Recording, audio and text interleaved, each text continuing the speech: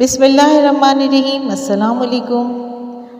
آج کا موضوع ہے اپنی سب سے پسندیدہ چیز اللہ کی رضا کے لیے اللہ کی راہ میں خرچ کرنا۔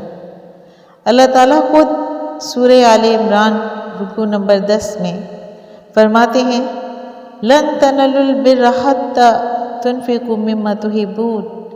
اے مسلمانوں، تم کامل نیکی کو حاصل نہ کر سکو گے یہاں تک کہ اس چیز کو خرچ نہ کرو جو تم کو مغلوب محبوب ہو۔ حضرت انس رضی اللہ تعالیٰ عنہ فرماتے ہیں کہ انصار میں سب سے زیادہ درخت کھجوروں کے حضرت ابو طلحہ رضی اللہ تعالیٰ عنہ کے پاس تھے، اور ان کا ایک باغ تھا جس کا نام برہا تھا، اور وہ ان کو بہت ہی زیادہ پسند تھا۔ یہ باغ مسجد نبوی کے سامنے ہی تھا۔ حضور اقدس صلی اللہ علیہ وآلہ وسلم اکثر اس باغ میں تشریف لے جاتے اور اس کا پانی نوش فرماتے، جو بہت ہی بہترین پانی تھا۔ جب یہ آیت شریفہ نازل ہوئی تو حضرت ابو طلحہ رضی اللہ تعالیٰ عنہ حضور اقدس صلی اللہ علیہ وآلہ وسلم کی خدمت میں حاضر ہوئے اور عرض کیا، یا رسول اللہ صلی اللہ علیہ وآلہ وسلم، حق تعالیٰ شانہ یوں ارشاد فرماتے ہیں لن تنالوا البر حتی تنفقوا مما تحبون، اور مجھے ساری چیزوں میں برہا سب سے زیادہ محبوب ہے۔ میں اس کو اللہ کے لیے صدقہ کرتا ہوں اور اس کے اجر و ثواب کو اللہ سے امید رکھتا ہوں۔ آپ جہاں مناسب سمجھیں اس کو خرچ فرما دیں۔ حضور صلی اللہ علیہ وسلم نے ارشاد فرمایا، واہ واہ، بہت ہی نفع کا مال ہے، میں یہ مناسب سمجھتا ہوں کہ اس کو اپنے رشتہ داروں میں تقسیم کر دو۔ ابو طلحہ رضی اللہ تعالیٰ عنہ عرض کیا کہ بہتر ہے اس کو اپنے چچا زاد بھائیوں اور دوسرے رشتہ داروں میں بانٹ لوں۔ ایک اور حدیث میں ہے، ابو طلحہ رضی اللہ تعالیٰ عنہ نے عرض کیا کہ یا رسول اللہ، میرا باغ جو اتنی بڑی مالیت کا ہے وہ صدقہ ہے، اور میں اگر اس کی طاقت رکھتا کہ کسی کو اس کی خبر نہ ہو تو ایسا کرتا، مگر باغ ایسی چیز نہیں جو مخفی رہ سکے۔ ایک اور حدیث میں ہے کہ حضرت ابن عمر رضی اللہ تعالیٰ عنہ نماز پڑھ رہے تھے۔ تلاوت میں جب اس آیت شریفہ پر گزر ہوا تو نماز ہی میں اشارہ سے اپنی ایک باندی کو آزاد کر دیا۔ حق تعالیٰ شانہ اور اس کے پاک رسول صلی اللہ علیہ وسلم کے ارشادات کی وقت اور ان پر عمل کرنے میں پیش قدمی تو کوئی ان حضرات صاحب کرام سے ہی سیکھے۔ حضرت عمر رضی اللہ تعالیٰ عنہ نے حضرت ابو موسیٰ اشعری رضی اللہ تعالیٰ عنہ کو لکھا کہ جلولہ کی باندیوں میں سے ایک باندی ان کے لیے خرید دیں۔ انہوں نے ایک بہترین باندی خرید کر بھیجی۔ حضرت عمر رضی اللہ تعالیٰ عنہ نے اس باندی کو اپنے پاس بلایا اور آیت شریفہ پڑھی اور اس کو آزاد کر دیا۔ حضرت عمر بن منقدر کہتے ہیں کہ جب یہ آیت شریفہ نازل ہوئی تو حضرت زید بن حارث رضی اللہ تعالیٰ عنہ کے پاس ایک گھوڑا تھا جو ان کو اپنی ساری چیزوں میں سب سے زیادہ محبوب تھا۔ وہ اس کو لے کر حضور اقدس صلی اللہ علیہ وسلم کی خدمت میں حاضر ہوئے اور عرض کیا کہ یہ صدقہ ہے۔ حضور اکرم صلی اللہ علیہ وسلم نے اس کو قبول فرمایا اور لے کر ان کے صاحبزادے حضرت اسامہ رضی اللہ تعالیٰ عنہ کو دے دیا۔ حضرت زید کے چہرے پر اس سے کچھ گرانی کے آثار ظاہر ہوئے کہ گھر کے گھر ہی میں رہا، باپ کے بجائے بیٹے کا ہو گیا۔ حضور اقدس صلی اللہ علیہ وآلہ وسلم نے ارشاد فرمایا کہ اللہ جل شانہ نے تمہارا صدقہ قبول کر لیا، یعنی تمہارا صدقہ ادا ہو گیا ہے۔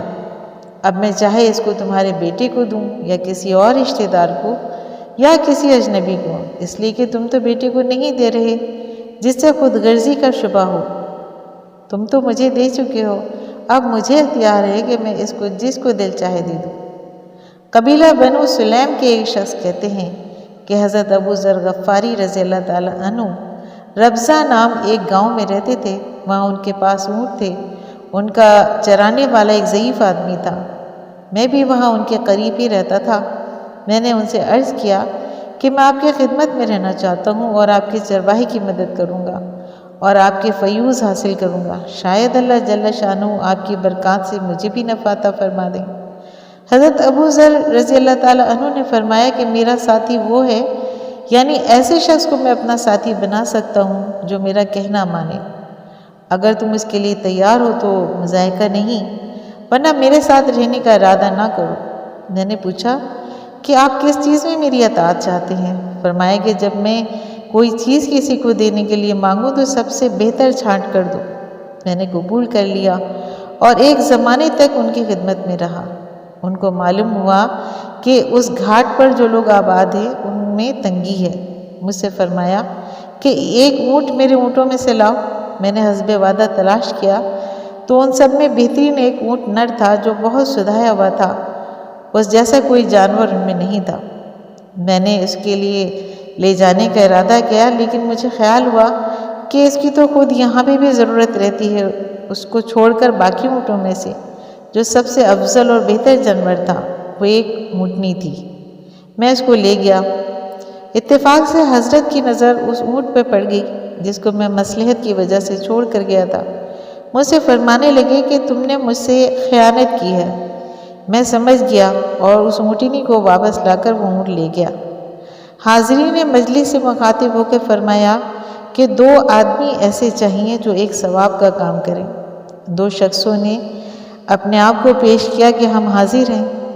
فرمایا کہ اگر تمہیں کوئی عذر نہ ہو تو اس اونٹ کو ذبح کر کے اس کے گوشت کے اتنے ٹکڑے کیے جائیں جتنے گھر اس گھاٹ پر آباد ہیں، اور سب گھروں میں ایک ایک ٹکڑا اس گوشت کو پہنچا دیا جائے، اور میرا گھر بھی ان میں شمار کر لیا جائے اور اس میں بھی اتنا ہی جائے جتنا جتنا اور گھروں میں جائے، زیادہ نہ جائے۔ ان دونوں نے قبول کر لیا اور تعمیل ارشاد کر دی۔ جب اس سے فارغ ہو گئے تو مجھے بلایا اور فرمایا کہ مجھے یہ معلوم نہ ہو سکے کہ تم میرے اس وعدے کو جو شروع میں ہوا تھا بھول گئے تھے۔ تب تو میں معذور سمجھتا ہوں، یا تم نے باوجود یاد ہونے کے اس کو پس پش ڈال دیا تھا۔ میں نے عرض کیا کہ میں بھولا تو نہیں تھا، مجھے وہ یاد تھا، لیکن جب میں نے تلاش کیا اور یہ اونٹ سب سے افضل ملا تو مجھے آپ کی ضرورت کا خیال پیدا ہوا کہ آپ کو تو خود اس کی ضرورت ہے۔ فرمانے لگے کہ محض میری ضرورت کی وجہ سے چھوڑا تھا؟ میں نے عرض کیا کہ محض اسی وجہ سے چھوڑا تھا۔ فرمانے لگے کہ میں اپنی ضرورت کا وقت بتاؤں؟ میری ضرورت کا وقت وہ ہے جب میں قبر کے گڑھے میں ڈال دیا جاؤں گا۔ وہ دن میری محتاجی کا دن ہوگا۔